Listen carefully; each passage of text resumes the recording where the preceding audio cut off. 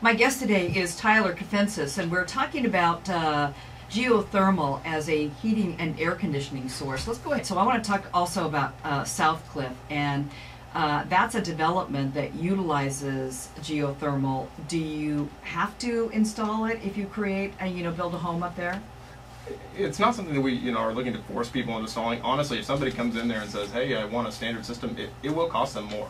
So I mean, if somebody absolutely has to have a standard HVAC system, then there'd be nothing against that.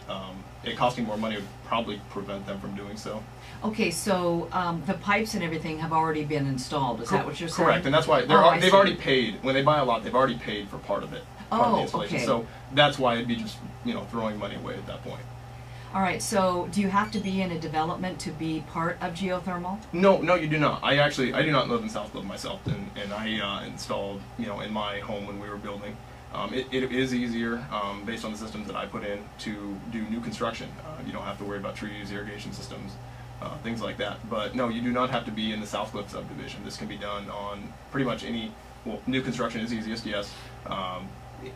Any new construction.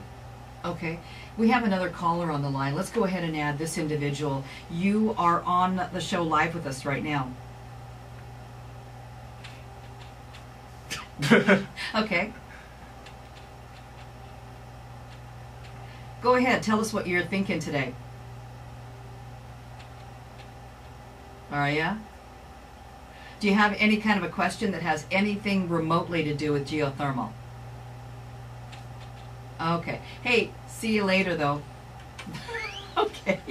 I'm sorry, that doesn't have anything to do with anything. I'm not sure what was going on there. Maybe he was calling somebody else. So, our only example, how many examples do we have in the Tri-Cities of geothermal?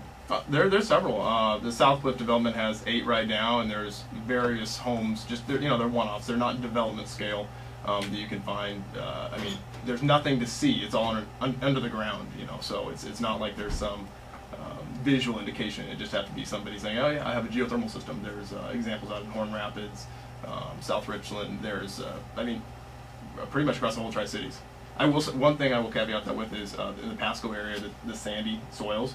The systems cost a little more to install because of the low thermal conductivity of that soil. Oh. So the cost is all based on what it costs to put these in. It's not just based on geothermal cost X. It's not like a standard HVAC system where you can just bid it based off of a house plan. You got to go out there, take soil samples, check the conductivity. If you don't do things like that, that's where you can run into problems, and people will have systems that do not work. And I know there's a few examples of that have happened. So not saying there are So you got to test the soil, man. You got to understand all that. Tyler, I want to thank you so much for joining us today. Tyler Kasentzis, and he is part of Energeo. We learned about geothermal today as a heating and cooling method. We're back in a moment here on Meet in the Middle.